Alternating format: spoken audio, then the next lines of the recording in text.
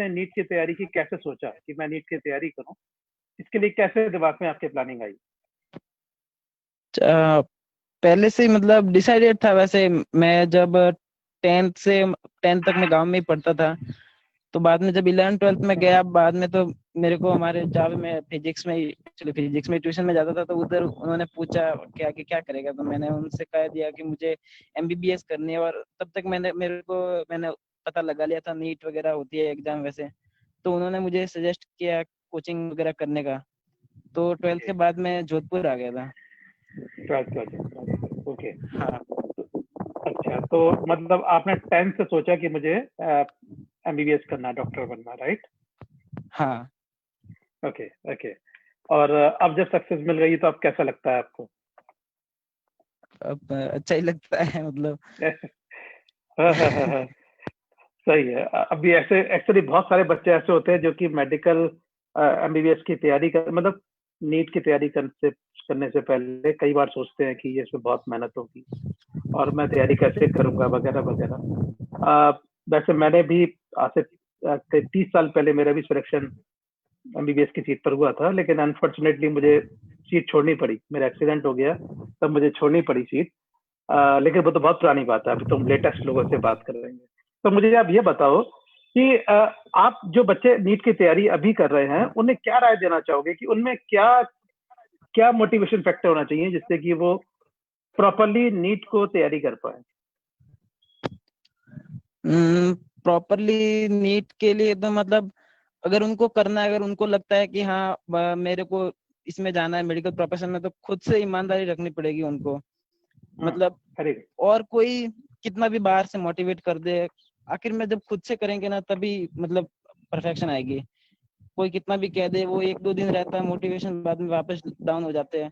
तो proper guidance और खुद की मेहनत मतलब वही काम आती है। बिल्कुल सही है कि आपकी खुद की मेहनत और प्रॉपर गाइडेंस, ये बड़ी इंपॉर्टेंट है। ये ठहरा की बिल्कुल सही बात है कि ये दोनों आपके पास में है तो आप डेफिनेटली आप सक्सीड हो जाते हैं। लेकिन ये भी तो बड़ा इंपॉर्टेंट है कि हम तैयारी प्रॉपर तरीके से करें और अपने तैयारी में हम लोग ईमानदार बने रहे। ये भी जेठाराम की बहुत इंपॉर्टेंट बात है कि जो बच्चे भी नीट की तैयारी कर रहे हो या कोई भी कॉम्पिटेटिव एग्जाम की तैयारी कर रहे हो, उन्हें इस बात का तो खास तौर से ध्यान रखना ही चाहिए कि वो अपने आप से ईमानदार रहें। अपने आप से आप ईमानदार रहोगे तो जी। सेल्फ मोटिवेटेड तो अपने आप ही रहोगे। और आप ये बताओ, क्या क्या वास्तव में डॉक्टर बनना काफी टफ है क्या? बहुत सारे बच्चे क्वेश्चन ये पूछ रहे हैं कि क्या हम्म, डॉक्टर बनना क्या टफ है क्या? वैसे जब लगता है, जब मैं ट्राई कर रहा था मतलब बनने की नीट की तैयारी कर रहा था, काफी टफ लग रहा था। पर इतना हाँ, टफ हाँ, नहीं है। जब अपन को मतलब चीजें समझ में आने लगती है ना धीरे धीरे, जब भी जैसे हाँ, जैसे हाँ, पढ़ते हैं अपन, जैसे नीट का वे ये मतलब अंदर एमबीबीएस में जाने का नीट ही तरीका है, तो नीट है, एम्स है। तो अब जब अब सिलेबस कवर करते हैं और जब पढ़ते जाते हैं, तो इतना भी हार्ड नहीं है मतलब कर सकते हैं। क्योंकि अच्छा, मैं एक हमेशा से एवरेज स्टूडेंट था, मतलब हमेशा से ना मेरे कभी 90 95% बने। पर मैंने भी कर लिया। अगर हार्ड होता तो शायद नहीं कर पाता। अगर मैंने कर लिया तो फिर हर कोई कर ही सकता है, मुझे लगता है ऐसा। हाँ, बिल्कुल सही है। ये बात बिल्कुल सही कहा आपने कि देखो, अब जेठाराम बहुत ग्रामीण पृष्ठभूमि से आया हुआ बच्चा है और ये कह रहा है कि इसके कभी बहुत ज्यादा परसेंटेज नहीं है। ऐसा नहीं था ये कभी टॉपर रहा है क्लास में, और लेकिन इसने भी ये इस चीज को सक्सीड कर पाया। तो डेफिनेटली हर व्यक्ति, हर बच्चा जो अपने लिए ईमानदार है और मेहनत करता है तो सही गाइडलाइन से वो सक्सीड हो सकता है, किसी भी कम्पिटेटिव एग्जाम में सक्सीड हो सकता है। तो अभी, अब जैसे अब एक बड़ी प्रॉब्लम आ रही है जो हमें 2 3 बच्चे क्वेश्चन पूछ रहे हैं। एक बच्चे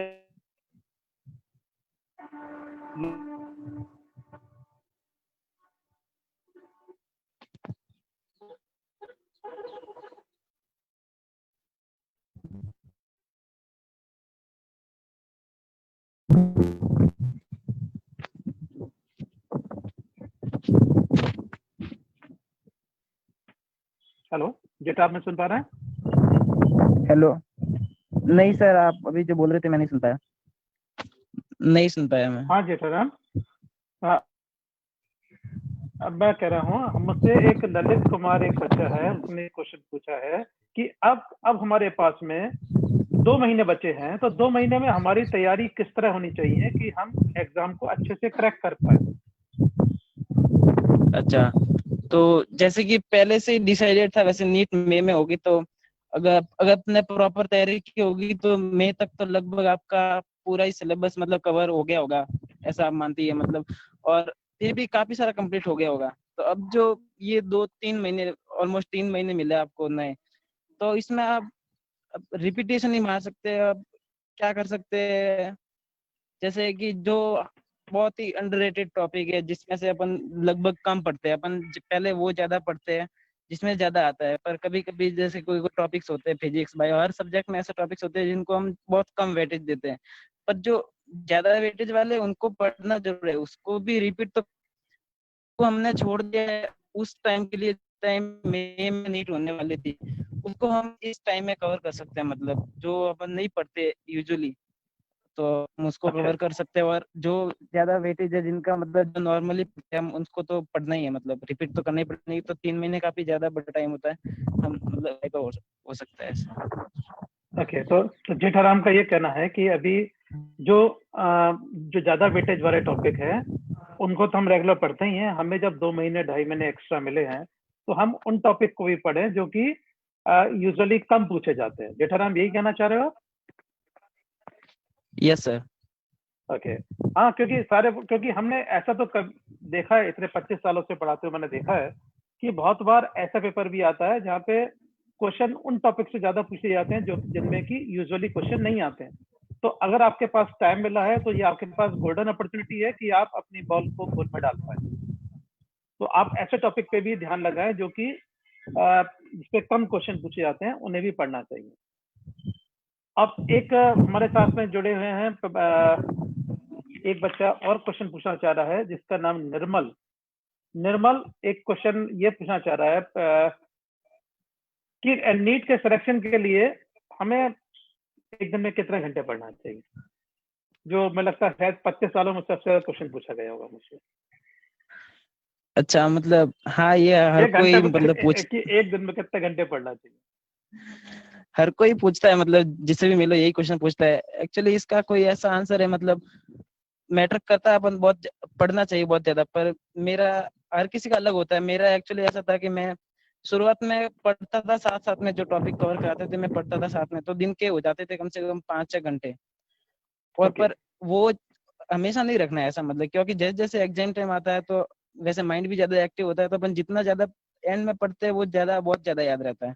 तो मैंने ऐसा किया, मतलब फर्स्ट 3 महीने जैसे कि मैं 5-6 घंटा पढ़ा, उसके बाद फिर 8 घंटे तक गई, फिर उसके बाद 10 घंटे तक गई, और लास्ट के 2 महीने तो ऐसे थे, मतलब सोए उठे सीधे बुक पकड़ी फिर खाया, ऐसा ही कुछ था, मतलब बस पढ़ना ही था, बार बार कुछ काम ही नहीं था। तो उस टाइम हो जाते थे लगभग 14 घंटे 15 घंटे भी, या नहीं इतना नहीं होते होंगे 14-15 घंटे तो, पर हाँ 13 13 घंटे तो मान लो आप, आधा दिन तो अपन कम से कम पढ़ाई में डाल ही सकते हैं, क्योंकि नींद बहुत कम कर दी थी। 6 घंटे हाँ, से तो कम ही लेता था लगभग, बस मैक्सिमम 6 घंटे थी, अपन को कम करनी पड़ती है नींद, एक्चुअली इतना तो करना ही पड़ता है अपन को।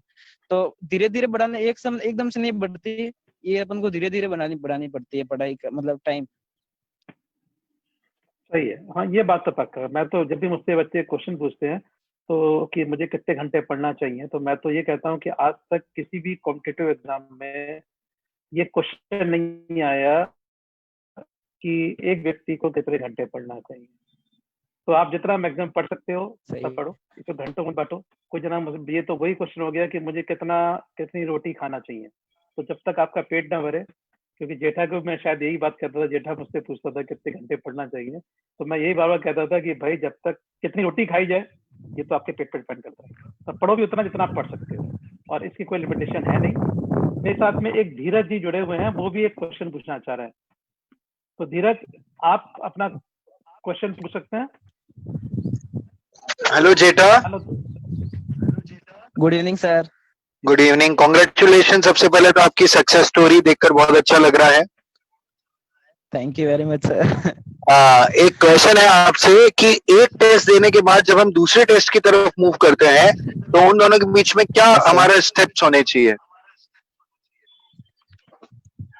एक टेस्ट से मतलब क्या कहना चाह रहे हैं आप? मतलब जैसे मैंने एक टेस्ट दे दिन में दिया, या फिर नहीं मैंने एक टेस्ट दे हाँ दिया, उस टेस्ट का क्या एनालिसिस करना चाहिए moving before moving to another test? हाँ अपन हाँ जैसे कि हाँ बहुत अच्छा क्वेश्चन। वैसे देखो, अब मैं ऐसा करता था हमेशा, अब टेस्ट में जैसे कि टेस्ट दे दिया, हर टेस्ट की अलग स्ट्रेटजी नहीं होती थी, पर कुछ स्टेप्स ऐसे होते थे जो हमको अलग करने होते थे अगले टेस्ट से। जैसे कि क्वेश्चन किया पहले पेपर में, मतलब ऐसे करता था अपनी मर्जी से, मिल गया मतलब एक तरफ से चल दिए पूरा और कर दिया। ऐसा फिर धीरे धीरे चेंज होने लगा, अब क्योंकि बीच में कुछ ऐसे क्वेश्चंस आते हैं जो काफी बड़े होते हैं और लगता है जब टाइम मतलब ज्यादा जाने लगता है तो करता था। पर पहले पहले फिक्स पता है कि ये फिर गलती होना है, मेरे साथ काफी गलत होता था, काफी नंबर कम आते थे। तो धीरे धीरे मैंने फिर वो सीखा जो आपने सिखाया वैसे, कि क्वेश्चन मतलब जैसे कि टाइम ज्यादा ले रहा है तो उसको छोड़ दो, मार्क लगा दो, अपने जो भी करना है जैसा मार्क लगाना है लगा दो, कि हम मेरे को इसको बाद में देखना है या फिर देखना ही नहीं है। ऐसा भी होता है कई बार कि हम किसी क्वेश्चन को देखते हैं और हमको लगता है कि हाँ ये हमसे होना ही नहीं है, कई बार होता है ऐसा। सिलेक्शन ऑफ तो क्वेश्चन के बारे में छोड़ना आप तो कह बुरा रहे ही हैं? नहीं है, हमको सीधा छोड़ सकते हैं। आप सिलेक्शन ऑफ क्वेश्चन के हाँ बारे में सिलेक्शन कह ऑफ रहे क्वेश्चन वो बहुत, यस सर यस हैं? सर, एक्चुअली मैं थोड़ा और भटक गया था राह से। एक टेस्ट पूरा देने के बाद में उसका क्या एनालिसिस करना चाहिए, पेपर का क्या एनालिसिस होना चाहिए अगले टेस्ट की तरफ मूव करने से पहले? पहले तो सर मैं उसमें ये देखता था कि मेरे किस में गलत हुए, या फिर मैं किस क्वेश्चन को और भी ज्यादा अच्छे से कर सकता था टाइम सेव करके, ताकि मैं जो भी क्वेश्चन छूटे उसको भी कर सकता। तो ऐसे करता था, मैंने क्या गलतियां की, मैं एक्चुअली गलतियां ठीक, देखता था। अच्छा जी, आप कहना चाह रहे हैं कि अगले पेपर से की तरफ मूव करने से पहले पिछले पेपर का एनालिसिस करना जरूरी है? बिल्कुल, वो हर किसी को करना चाहिए वो तो। जी ठीक है, thank you Jetha, thank you very much. Hopefully students के लिए बहुत मदद करेगा ये पॉइंट। हाँ थैंक यू धीरज, सर। ये बात तो पक्का है क्योंकि बच्चे टेस्ट देते हैं।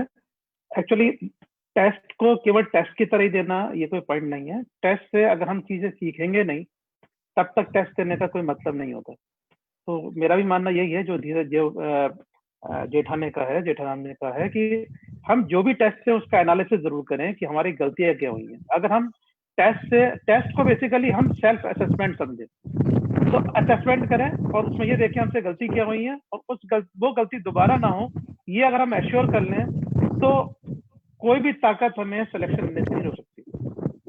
सही है जेठा? अब हमारे साथ में जुड़े हुए हैं एक बच्ची है दीक्षा गुलाटी। ये क्वेश्चन ये पूछना चाह रही है, sir I can not achieve my desire target of syllabus per day of every subject, either I am able to do only one subject और less than my desired syllabus. तो ये दीक्षा ये क्वेश्चन पूछना चाह रही है कि मैं जो डेली का टारगेट बनाती हूँ वो मेरा टारगेट पूरा अचीव नहीं हो पाता, या तो सब्जेक्ट कम रह जाते हैं या फिर जो मैं टारगेट बनाया था वो पूरा अचीव नहीं होता। तो जेठा आप क्या कहना चाहते हैं इस बारे में, क्या करना चाहिए इसको? दीक्षा को क्या करना ऐसा चाहिए? ये सेम प्रॉब्लम मेरे साथ होती थी फर्स्ट, मतलब जब भी मैं तैयारी करता था। ये इसमें क्या होता है, अपन कभी कभी अपन जब जो टारगेट बनाते हैं या तो वो काफी ज्यादा बना देते, सोच समझ कर नहीं बना देते, या फिर हम ये सोच लेते कि हाँ मेरे को ये करना है और हम उसमें चले जाते हैं कि मतलब हाँ मैं कर दूंगा लास्ट तक। अपन मतलब पड़ा है दिन मेरे पास, अभी तो 12 बजे, फिर धीरे धीरे 3 बज जाते हैं, 6 बज जाते हैं, अभी तो 6 घंटे बचे, इतना वो ज्यादा रहता है अपन को। अब इसको करने के लिए या तो अपन पहले ऐसा करें कि हम कम कम बनाए, वो जो अपन को जो पूरा दिन के लिए बनाया अपन ने वो जो टारगेट, वो धीरे धीरे कम करे, धीरे धीरे बढ़ाए। अगर आप एकदम से ज्यादा बनाओगे तो ऑब्वियसली उसमें तकलीफ आएगी आपको और पूरा भी नहीं होगा इतना जल्दी। तो आपके दीक्षा आपको शायद हमें लगता है कि जवाब मिल गया होगा कि हाँ आप अपने टारगेट बहुत ज्यादा सेट मत करो, क्योंकि अगर आप बहुत ज्यादा टारगेट सेट करोगे तो हो सकता है कि आप परेशान हो जाओ कि मेरा टारगेट पूरा नहीं हो पा रहा। तो अब आप इनिशियली पहले कुछ टारगेट ऐसे सेट करो कि आपके टारगेट पूरे हो जाए, फिर धीरे धीरे आप अपने टारगेट को बढ़ाते रहो तो आप उसे अचीव भी कर पाओगे। दीक्षा में लगता है आपकी बात समझ में आ गई होगी जो कि जेठाराम कहना चाह रहा है। अभी मेरे पास कुछ और बच्चे हैं। एक बच्चा है साहिल। साहिल पूछना चाह रहा है कि फिजिक्स में एनसीईआरटी का कितना, एनसीईआरटी कितनी इंपॉर्टेंट है, एनसीईआरटी कितनी पढ़ी जाए? हर सब्जेक्ट में बात करें, हर सब्जेक्ट में कितनी इम्पोर्टेंट है? एनसीईआरटी मतलब काफी इम्पोर्टेंट, क्योंकि जो नीट का सिलेबस है वो एनसीईआरटी से आता है, पर हम जो पढ़ते हैं फिजिक्स मतलब वो थोड़ी डिफरेंट है उससे। मतलब जो एनसीईआरटी में ज्यादा थ्योरी पोर्शन है, मतलब उसको जो नीट में क्वेश्चन आते हैं जैसे कि एप्लीकेशन में क्वेश्चन उसमें भी है, पर अपन उसको उस तरीके से कर नहीं सकते जैसे एक टीचर हमको समझाएगा, जिनको पता है कि एक्चुअल में फिजिक्स क्या है और फिर एग्जाम में कैसे आती है, वो तरीका शायद हमको ना मिले उसमें। तो एनसीईआरटी का उसमें हम थ्योरी पढ़ सकते हैं किसी किसी चैप्टर की, पर अपन पूरा एनसीईआरटी पे फिजिक्स में तो एटलीस्ट डिपेंड नहीं रह सकते, अपन को एक्स्ट्रा करना पड़ेगा कुछ। तो जेठाराम ये कहना चाह रहा है कि फिजिक्स में हमें बहुत मच के लिए एनसीईआरटी इम्पोर्टेंट तो है, लेकिन केवल हाँ, एनसीईआरटी पे हम डिपेंड नहीं रह सकते, हमें एक्स्ट्रा भी पढ़ना पड़ेगा। ठंडी हो, मैं सही कर रहा हूँ। ये कहना चाह रहा है। ओके, अब ये बताया बायोलॉजी के लिए एनसीईआरटी कितनी पढ़ने? जैसे अगर नीट 2019 का पेपर देखे तो उसमें तो एनसीईआरटी काफी ज्यादा इम्पोर्टेंट है, पर ऐसे अपन नहीं कह सकते पूरी तरह से कि एनसीईआरटी, क्योंकि जैसे मैंने एम्स का पेपर दिया तो उसमें एनसीईआरटी से काफी बाहर के क्वेश्चन थे और हमको बाहर का पढ़ना पड़ेगा, जो जनरली कोचिंग इंस्टीट्यूट्स में वो ट्यूटोरियल्स वगैरह देते हैं और जो पढ़ाते हैं, जो नोट्स बनाते हैं, अपन को उनको भी पढ़ना चाहिए।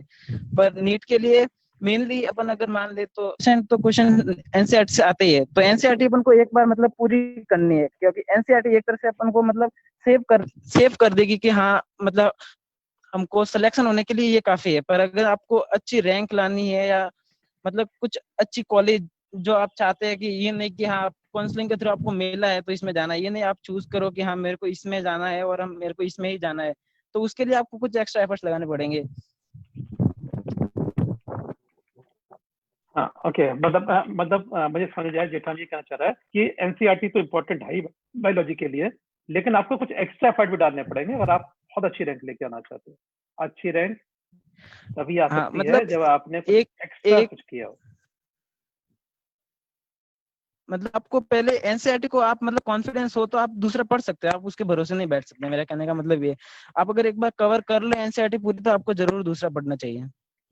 ओके, हाँ, मतलब एनसीईआरटी अगर आपने पढ़ ली है पूरी तो आपको एक्स्ट्रा भी पढ़े तब भी अच्छी बात है, इससे आप थोड़ा सा लेवल अप होके काम चला पाएंगे। एनसीईआरटी तो इम्पोर्टेंट है ही बहुत ज्यादा। अभी मेरे साथ में और एक बच्चे का क्वेश्चन आया है, एक बच्चा अमित एक बच्चा क्वेश्चन पूछना चाह रहा है। वो ये कह रहा है कि मुझे नीट के पेपर देते समय, चाहे वो मैं मॉक टेस्ट पेपर दे रहा हूँ या टेस्ट दे रहा हूँ, तो उससे मुझे पेपर अटेम्प्टिंग स्ट्रेटजी क्या होनी चाहिए, इसके बारे में बात करना चाह रहा है कि इस पेपर अटेम्प्टिंग, तुमने इतने अच्छे रैंक लेके आए, तुम्हारे फेस में बहुत अच्छे नंबर हैं, तुमने 2 क्वेश्चन नहीं छोड़े और उसमें बाकी सारे क्वेश्चन तुम्हारे सही हैं, तो अब मुझे ये बताओ, ये मैं आपको बताना चाहूंगा कि जेठाराम के जो मार्क्स थे वो 720 में से 672 मार्क्स हैं इस बच्चे के। तो इतने अच्छे मार्क्स लेके आए, तो तुम ये बताओ कि नीट का पेपर देते समय हमें किन बातों का ध्यान रखना चाहिए जिससे कि हम उस टाइम फ्रेम में सारे क्वेश्चन ढंग से कर पाए, क्योंकि सब आपको मालूम है कि टोटल 180 क्वेश्चन हमें 180 मिनट में करने, तो क्या स्ट्रेटेजी होनी चाहिए? हाँ, जैसे मैं अपने नीट वाला दिन ही बता देता हूँ कि मैंने उस दिन क्या स्ट्रेटजी अपनाई थी, जो हमारे सर ने लगभग MS सर ने काफी हमको समझाया भी था कि क्या क्या करना है, वैसे मैंने उनको पूरा फॉलो किया मतलब। और जो आपको सही लगे, मतलब मेरे को जो सही लगा मैंने वो किया जो सर ने बोला। जैसे कि सर ने बोला मतलब किसी से जिस दिन टेस्ट, मान लो आपका नीट ही है जिस दिन अगले दिन, तो मैंने उस दिन अच्छे से सुबह ब्रेकफास्ट किया, सब कुछ मतलब जो भी ब्रेन के लिए जरूरी है, ग्लूकोज वगैरह मतलब ग्लूकॉन डी वगैरह पी लिया, सब कुछ मतलब एकदम मतलब फिट हो गया, जैसे कि अभी मुझे कुछ होने वाला नहीं है और मतलब खाने पीने की कोई प्रॉब्लम नहीं, वो सब क्लियर हो गया। ठीक है, अब अपन टाइम से पहले सेंटर पहुंच गए।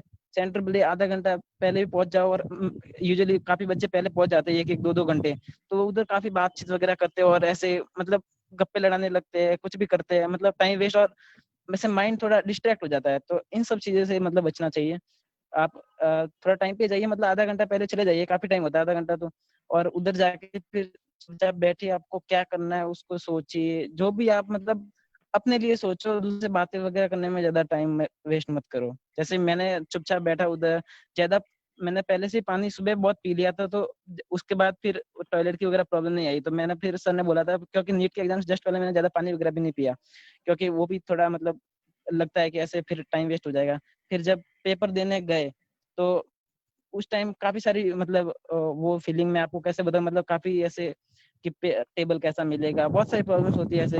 तो उन सब के बारे में मत सोच के मतलब चुपचाप जहाँ पे मिला उधर बैठ लिया मैं, और फिर पेपर खोला।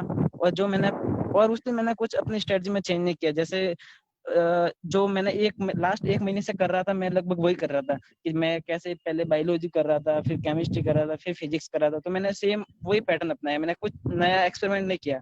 और शायद एक्सपेरिमेंट करना भी नहीं चाहिए, क्योंकि कुछ नई चीज करते हैं तो उसमें फिक्स है कि कुछ गलती होने के चांसेस ज्यादा होते हैं जो अपन यूजुअली करते हैं उससे। तो फिर आप ये प्रिकॉशंस ले सकते हैं। ओके, तो और आपने एग्जाम में टाइमिंग का डिस्ट्रीब्यूशन कैसे किया? कितनी देर बायोलॉजी हाँ, करा, फिर केमिस्ट्री करा? टाइमिंग बहुत ज्यादा मैटर करता है, क्योंकि यूजुअली अपन जब अच्छे से तैयारी करते हैं ना, तो अपन को ये होना चाहिए कि अपन मतलब कम से कम 40 मिनट में बायोलॉजी एटलीस्ट पूरी कर दी, क्योंकि बायोलॉजी पेपर का आधा पार्ट होता है और वो काफी इजी होता है। अगर आपको क्वेश्चन आता है तो आपने कर दिया, नहीं आता है तो मतलब वो छोड़ दिया, ऐसा होता है। तो ज्यादा टाइम जाने वाली बात नहीं होती। कुछ कुछ ऐसे ट्रिकी क्वेश्चन होते हैं जिसमें कुछ सोचना पड़ता है वगैरह, जैसे जेनेटिक्स वगैरह है।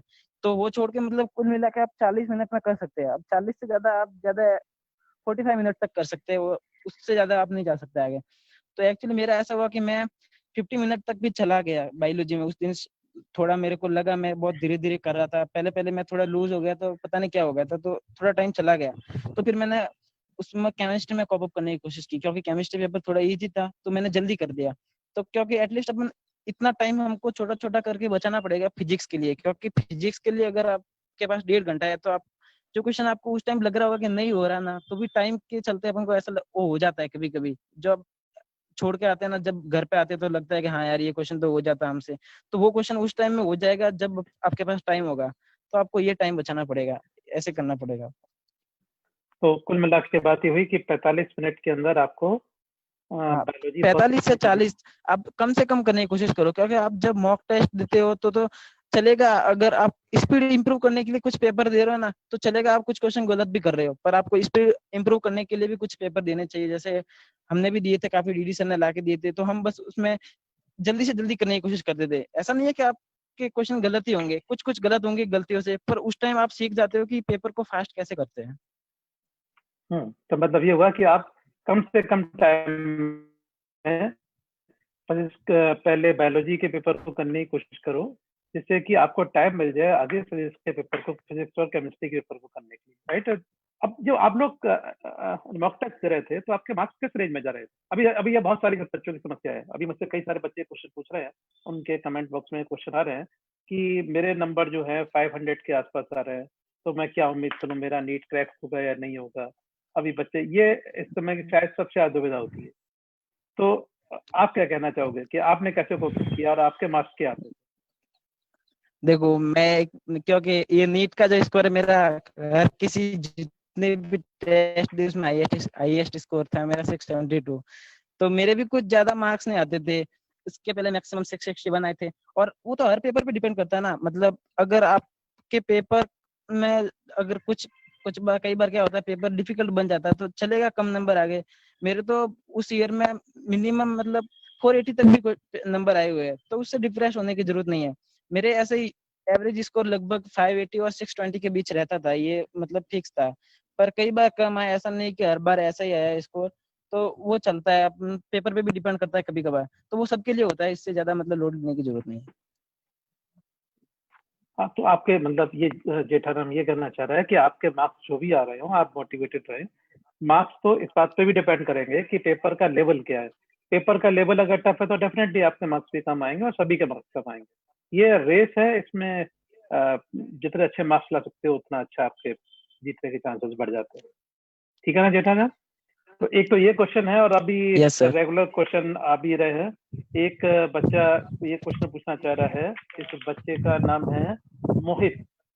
मोहित मुझसे ये क्वेश्चन पूछना चाह रहा है, क्या मुझे मॉक टेस्ट सीरीज अभी करनी चाहिए या नहीं करनी चाहिए? और मुझे अभी कितने पेपर्स देने चाहिए। जैसे अभी मेरे पास में करीब 55 दिन बचे हुए हैं, तो 55 दिन में मुझे कितने पेपर्स करने चाहिए, इसके बारे में कुछ बताना चाहोगे आप? हाँ देखो, क्योंकि नीट मई में शेड्यूल था, तो आपका लगभग कोर्स पूरा हो गया होगा, तो आपको एटलीस्ट दिन में एक पेपर, मतलब 55 डेज है तो 55 पेपर्स तो देने ही है, मतलब दे दीजिए आप। वो बहुत ज्यादा हेल्पफुल रहेगा, क्योंकि पेपर देने से ज्यादा, मतलब क्योंकि अपन का मतलब पेपर में दिमाग अलग अलग डायरेक्शन में चलता है, हर एक चैप्टर के क्वेश्चन करते हैं, पर अब किसी पर्टिकुलर चैप्टर की प्रैक्टिस करें तो सेम कॉन्सेप्ट पे दिमाग जाएगा, तो शायद वो क्वेश्चन इजीली हो जाएंगे। पर पेपर में ऐसा होता है, आपको हर हर चैप्टर के क्वेश्चन मिलते हैं, तो आपको मतलब वो, क्योंकि एक्चुअल में जब मतलब लास्ट में नीट का पेपर दोगे, तो पेपर में तो क्या हर एक चैप्टर के क्वेश्चन आएंगे, तो उस तरह से दिमाग चलना जरूरी होता है। तो आपको पेपर बहुत ज्यादा ज्यादा देने चाहिए। आप हफ्ते में मतलब हर रोज एक तो दीजिए, और हफ्ते में ऐसा कर दीजिए कि 2-3 दिन है तो आप एक दिन में 2 पेपर भी देंगे तो चलेगा।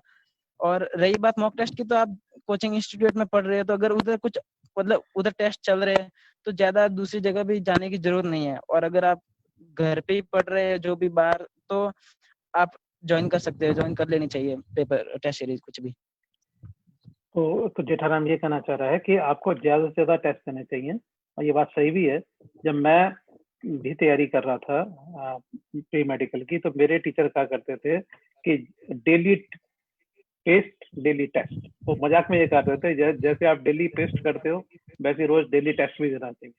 और मैं अपने स्टूडेंट्स को 25 साल से यही बता रहा हूँ कि आपको आखिरी के टाइम पे तो डेली टेस्ट देने चाहिए, जिससे कि आप इतने कंफर्टेबल हो जाओगे कि आपको पता ही लगेगा कि आप एग्जाम दे रहे हो। अब एक बच्चा क्वेश्चन पूछा कि आपको कहाँ से मोटिवेशन मिला कि आपके इतने मार्क्स को बढ़ाने का, तो आपका इसको इतना बढ़ गया, इसके मार्क्स का मोटिवेशन कहाँ से मिला?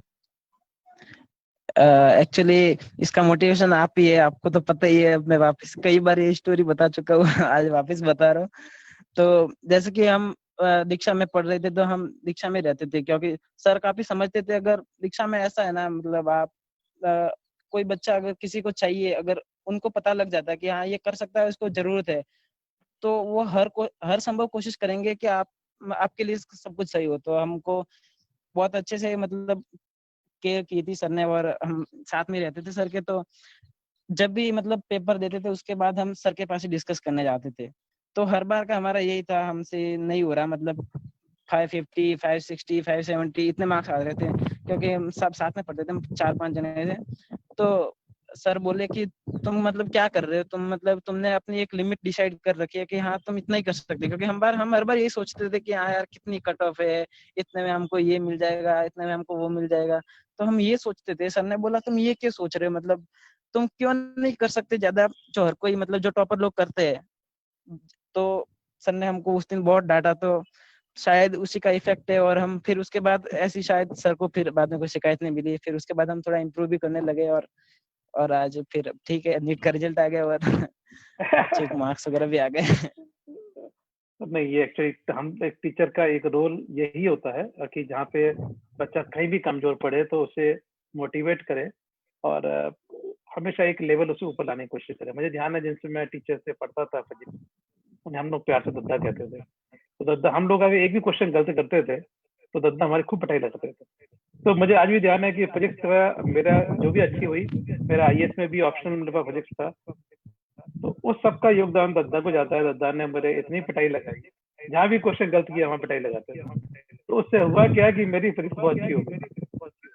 तो अब ऑनलाइन क्लासेस वगैरह में ये शायद हम लोग मिस करते हैं, लेकिन ये सब चीजें तो फिजिकल क्लासेस में ही पॉसिबल होती है, जहाँ पे हम बच्चे के चेहरे देख के, आंखें देख के ये पहचान पाते हैं कि बच्चे को और अच्छा क्या करना है, उसमें इम्प्रूवमेंट और कैसे ला सकते हैं। एक बच्चा और भी क्वेश्चन पूछना चाह रहा है, इस बच्चे का नाम है देवाराम। देवाराम ये क्वेश्चन पूछना चाह रहा है कि क्या 12वीं में उसके 12वीं के परसेंटेज और नीट में कोई कोरिलेशन है क्या, कि अगर 12वीं के परसेंटेज कम है तो क्या नीट कम में सिलेक्शन की प्रोबेबिलिटी कम है, क्या ऐसा ही कुछ होता है क्या? देखो, मैं ये वैसे पहले भी बता चुका हूँ आप इसी मतलब सेशन में, कि बिल्कुल। अभी बताया था मैंने कि मेरे भी कोई ज्यादा, मेरे 74% थे 12th में। तो ये तो मतलब एवरेज ही माना जाता है मेरे, क्योंकि जब मैं जोधपुर आया तो मैं क्लास में सब बात कर रहे थे, ऐसे सबकी क्यूरियोसिटी होती है, पूछ लेते हैं एक दूसरे से, तो मैं पूछता था सबके मतलब 84, मतलब 84 तो क्या नॉर्मल, 84 तो मेरे दोस्त कैसे याद आ गए, 90 तक भी जाते हैं, और 93 94। तो मैं सोचा यार मैं कैसे कम्पीट कर पाऊंगा इन सब के साथ, ये तो मतलब महाज्ञानी है सब लोग। तो ऐसा नहीं है, आप ऐसा अपन उसके बाद भी कवर कर सकते हैं, ऐसा नहीं है कि वो भी कुछ नहीं, वो भी बहुत अच्छे पढ़े होंगे, शायद मैं 12th में इतना अच्छा नहीं पढ़ा होऊंगा, पर ये तो नहीं है ना कि मेरी कैपेसिटी नहीं है इतना पढ़ने की। आप ट्राई तो करो एक बार अपने आप को, मतलब कि आप क्या कर सकते हो, उस पर डिपेंड करता है सब बस। तो ऐसा नहीं है कि आपके 12th में कम है तो आप नहीं कर सकते, आप जरूर कर सकते हैं। तो देवराम, आपका शायद क्वेश्चन का जवाब मिल गया होगा आपके कि 12वीं में नंबर कम आना इससे कोई फर्क नहीं पड़ता। 12वीं में आपके कोई भी नंबर हो, आपका अगर मोटिवेटेड हो, आप सेल्फ मोटिवेटेड हो, आपका प्रॉपर गाइडेंस है, तो आप डेफिनेटली आप नीट क्या कोई भी एग्जाम को क्रैक कर सकते हो। मुझे लगता है कि अभी सारे क्वेश्चंस हमें जो पूछे गए थे उनका जवाब मिल गया है, और आगे भी अगर आपको कुछ इससे रिलेटेड क्वेश्चन होंगे तो हम डेफिनेटली जेठाराम या ऐसे और बच्चे जो कि नीट या एम्स में बहुत अच्छा परफॉर्म किया है, उनसे हम आपकी बातचीत करा के आपको जो भी आपकी जिज्ञासा है उसको पूरा करने की कोशिश करेंगे। तो जो भी आपके क्वेश्चंस हो आप पूछ सकते हो, और आप सबका जुड़ने के लिए बहुत बहुत धन्यवाद, और होपफुली आप लोगों सबको प्रॉपर गाइडेंस मिल गई होगी। थैंक यू जेठाराम, जिससे आपने अभी टाइम निकाल के बच्चों को गाइड किया, और बाकी आप सब लोग का बहुत बहुत धन्यवाद कि आप सब लोग इसमें जुड़े। आप फ्यूचर में भी इस सीरीज को आप ज्वाइन कर सकते हैं, जिसमें डिफरेंट कॉम्पिटिटिव एग्जाम्स के टॉपर्स को आपसे हम मिलवाएंगे और आपकी जिज्ञासा को शांत करने की कोशिश करेंगे। आपके जो भी प्रश्न हो आप हमसे वैसे ही पूछ सकते हैं। इस लॉकडाउन के दौरान आपकी पढ़ाई लॉकडाउन नहीं होनी चाहिए। हम हर संभव प्रयास करेंगे कि आपके पास हम बेस्ट से बेस्ट चीजें पहुंचा पाए। Thank you.